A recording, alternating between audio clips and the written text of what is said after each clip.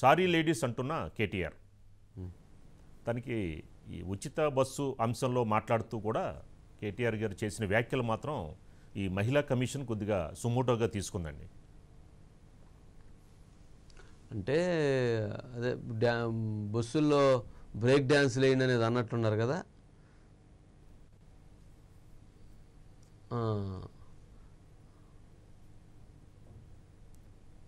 అంటే అదే కేటీఆర్ గారికి అధికారంలోకి ఉన్నప్పుడు ఎంత జాగ్రత్తగా ఉండాలనేటువంటి దాంట్లో ఆయన కొంత ఎప్పటికప్పుడు ఆయన తొందరపడుతూ ఉన్నాడు. 2023 ఎన్నికల సందర్భంలో కూడా చంద్రబాబు నాయుడు గారు అరెస్ట్ అయితే ఆయన చేసినటువంటి ట్వీటు అత్యంత దారుణమైనటువంటి ట్వీట్ని ఆయన చేశాడు. అదేవిధంగా ఆ తర్వాత రోజు ఆయన చేసినటువంటి వ్యాఖ్యలు, చంద్రబాబు నాయుడు గారు అరెస్ట్ అయితే ఇక్కడ ధర్నా చేయటం ఏంటి, మీరు పోయి అక్కడ చేసుకోండి, ఆయన ఏం తప్పు చేసాడని కొంచెం ఆయన మాట్లాడినటువంటి ఆ రోజు అది రాజకీయంగా నష్టం చేసింది ఆయనకి. సరే, దాని మీద ఇప్పటికీ చాలామందికి ఆవేదన ఉంది, చాలామందికి దానిపైన బీఆర్ఎస్ పార్టీ మీద కూడా అది కొంత ప్రభావితం చూపించింది. అదేవిధంగా ఆయన మీద కూడా అతను గౌరవించేటువంటి చాలామందికి కూడా అది చాలా ఆయన పట్ల ప్రేమ పోయింది, ఆయన పట్ల ద్వేషం కూడా పెరిగినటువంటి పరిస్థితి ఉంది. మరి అదేవిధంగా ఈరోజు కూడా ఏదైతే మహిళలకు సంబంధించి బస్సుల్లో వెళ్ళేటువంటి వాళ్ళు బ్రేక్ డాన్సులు వేసుకోండి అని చెప్పడం, దాని మీద మహిళా సంఘాలు కొంత ఆందోళన వ్యక్తం చేస్తున్నాయి. వాటికి సంబంధించిన బైట్స్ ఉన్నట్లున్నాయి. ఒకసారి ఆ బైట్స్ ప్లే చేయడం తర్వాత ఆయన పాపం ఖండించాడు కానీ కొంచెం జాగ్రత్తగా ఉండటం అనేటువంటిది అవసరం అండి. చివరికి కేటీఆర్ గారి దూకుడికి కొంత కళ్ళెం వేసుకోవాలి. ఆయన స్పీడ్ అనేటువంటిది పనిలో చూపించాలి, కానీ ఇట్లా మాటల వల్ల చూపిస్తే అది నష్టం బీఆర్ఎస్ పార్టీ జరిగింది. ఆయన వ్యక్తిగతంగా జరిగేటువంటి నష్టం ఒకటి, బీఆర్ఎస్ పార్టీకి ఎంటైర్గా జరిగేటువంటి నష్టం కూడా మరొకటి అవుతుంది. అసలే కష్టకాలంలో ఉన్నారు, కష్టకాలంలో ఉన్నప్పుడు మరింత జాగ్రత్తగా బాధ్యతతో ఉండాల్సినటువంటి అవసరం కూడా ఉంటుంది కదా రాజు గారు. ఒకసారి అది ప్లే చేయండి. హైదరాబాద్లో కొట్లాడతామంటే ఐ వుడ్ ఓన్లీ సే బేగానా షాదీమే అబ్దుల్లా దివానా. ఏం సంబంధం ఇక్కడ మాకు? తెలంగాణ రాజకీయాలకి ఆంధ్రప్రదేశ్లో జరిగే రాజకీయాలకి ఏం సంబంధం అండి? చంద్రబాబు నాయుడు గారు అరెస్ట్ అయింది ఆంధ్రప్రదేశ్లో. ర్యాలీలు ధర్నాలు చేయదలుచుకుంటే నిర్మోహమాటంగా ఆంధ్రాలో చేయండి. ఎవరొద్దంటున్నారు మిమ్మల్ని? హైదరాబాద్లో ర్యాలీలు చేసి, హైదరాబాద్లో ర్యాలీలు తీసి మీరు ర్యాలీలు తీస్తారు మొదలు. ఇక్కడ రాజకీయ ర్యాలీ ఎవరు తీస్తారు? తెల్లారు ఇంకోళ్ళు తీస్తారు పోటీ ర్యాలీ. మరి మేమేం చేయాలా? అంటే పక్కింట్లో పంచాయతీ కూడా ఇక్కడ తేల్చుకుంటారా? ఇది ఎక్కడ పద్ధతి? నేనేమంటున్నా అంటే చేల్చుకోండి. ఆంధ్రప్రదేశ్లో ఒకరితో ఒకరు తలపడండి. రాజమండ్రిలో భూమి దద్దరిల్లిపోయి ర్యాలీలు తీయండి. మీరు తీయండి, వాళ్ళు తీయండి. మాకేం బాధ మధ్యలో? ఇదేం నాకు వాళ్ళ పంచాయతీ వచ్చి ఇక్కడ హైదరాబాద్లో కొట్లాడతామంటే, మరి మేము ఇక్కడ ప్రభుత్వం నడుపుతున్నాము, శాంతి భద్రతల సమస్య తలెత్తితే సహజంగా ఇక్కడ ప్రభుత్వానికి బాధ్యత ఉంటుంది కదా.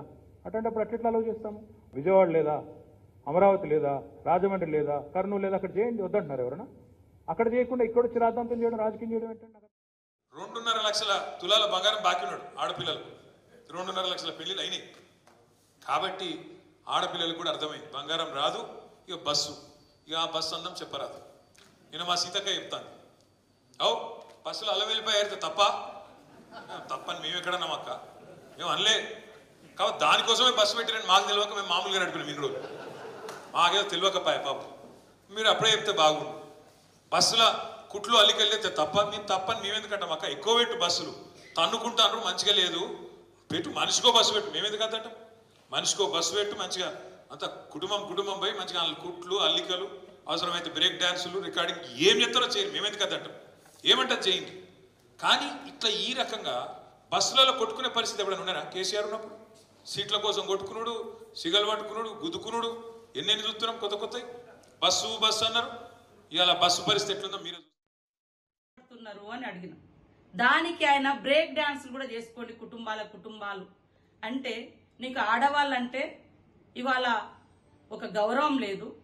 మేము ఇచ్చే అటువంటి పథకాల మీద ఒక కక్కుర్తితోటి ఆడవాళ్ళని అత్యంత కించపరిచే విధంగా బ్రేక్ డాన్సర్లుగా కుటుంబాలు వచ్చి బ్రేక్ డాన్సులు చేసుకోండి అంటే, మీ బుర్రంతా కూడా గత 10 సంవత్సరాలు మరి హైదరాబాదులలో క్లబ్బులు, పబ్బులు, బ్రేక్ డాన్సులు ఇలాంటి ఎంకరేజ్ చేసిన చరిత్ర మీది.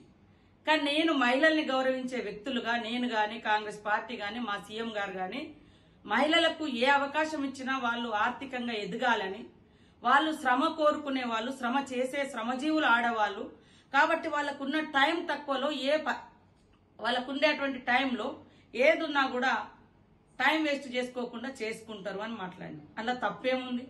ఇవాళ మీరే అంటుర్రు కొట్టుకుంటారు, ఇట్లా అవుతుంది. ఖాళీగా ఉన్నప్పుడు, సీటు ఖాళీగా ఉన్నప్పుడు ఇంటికి పోయే క్రమంలో సరే వాళ్ళ ఇంటికాడ పోయి చేసుకునే పనులు బస్సులో కూర్చొని చేసుకుంటున్నారు, ఇతరికి డిస్టర్బెన్స్ కాకుండా. దాన్ని మాట్లాడితే మీరు బ్రేక్ డాన్సులతోటి ఆడవాళ్ళని పోల్చడం అంటే ఇంతకంటే దుర్మార్గం ఏమైనా ఉందా?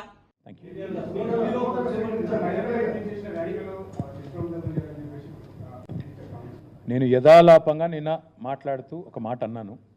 నేను దానికి ఆల్రెడీ మా సోదరీమణులందరికీ నేను క్షమించమని కూడా అడిగినాను.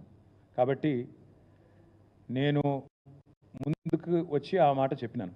నేను మరి రేవంత్ రెడ్డి గారిని అడుగుతా ఉన్నాను, మీరు మాట్లాడిన పనికిమాల మాట సబితక్క గురించి కానీ, సునీతక్క గురించి కానీ, కోవ లక్ష్మక్క గురించి కానీ మీకు ఆ ఇంగితం కానీ సంస్కారం కానీ ఉందా? నేను నిన్న యథాలాపంగా నోరు జారాను, మాట్లాడాను. ఎస్, ఐ అగ్రి అన్నాను. హుందాగా మా చెల్లెల్ని, మా అక్కల్ని మాట ఏదైతే మాట్లాడాను దానికి క్షమాపణ అడిగాను.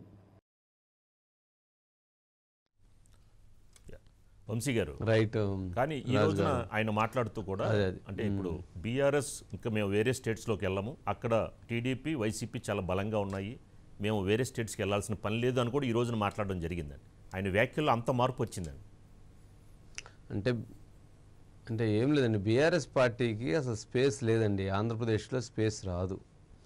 ఎందుకంటే రాష్ట్ర విభజనకి జరిగినటువంటి కారణం, ఆ పోరాటం, అప్పుడు జరిగినటువంటి విధానం, అప్పుడు జరిగినటువంటి మాటలు, వ్యాఖ్యలు ఇవన్నీ కూడా చాలా బలంగా ప్రజల్లో అవి ఉన్నాయి. అవి ఈ 10 సంవత్సరాలకు 20 సంవత్సరాలకు అది పోయేటువంటి పరిస్థితి కాదు. అందుకని రాజకీయంగా బీఆర్ఎస్ పార్టీకి ఎప్పుడు కూడా ఎంట్రన్స్ ఉండదు. కాకపోతే కొద్దిగా ఏదన్నా ఉన్నా ఒక 1% అట్లా ఏదన్నా కొంతవరకు ఏదో డబ్బుతోటో లేకపోతే రాజకీయమైనటువంటి బలంతో ఏదో కాసేపు నడిచేది తప్ప ప్రజల్లో ఒక ప్రేమతో, ప్రజల్లో ఒక ఆప్యాయతతో అయితే జరిగేటువంటి పరిస్థితి కాదనేటువంటిది మన అభిప్రాయం. ఇక నెక్స్ట్ వారు చెప్పినటువంటి దాంట్లో మార్పు అంటే జనరల్గా కొంచెం రాజకీయాల్లో ఉన్నప్పుడు కొంత ఆలోచనతో మాట్లాడాలి. కొంచెం దానికి ఆయన సారీ చెప్పాడు, కానీ ఇక భవిష్యత్తులో అలా మాట్లాడకుండా ఉండటానికి ఆయన కొంత జాగ్రత్త పడాల్సినటువంటి అవసరం ఉంది. ఆయన భావాలైన వ్యక్తిగతమైన భావాలు ఉంటే అవి మనసులో ఉంచుకోవాలి తప్ప వ్యక్తిగతమైనటువంటి భావాలను కూడా అవి బయటికి చెప్పటం అనేటువంటిది సరైనది కాదు. దానివలన రాజకీయంగా లేదా వ్యక్తిగతంగా కూడా అది ఆయనకే ఎక్కువ నష్టం. మరి అది అటువంటి ఆలోచన ఆయన మరి ఎంతవరకు స్వీకరిస్తారనేటువంటిది కూడా చూడాలి రాజు గారు.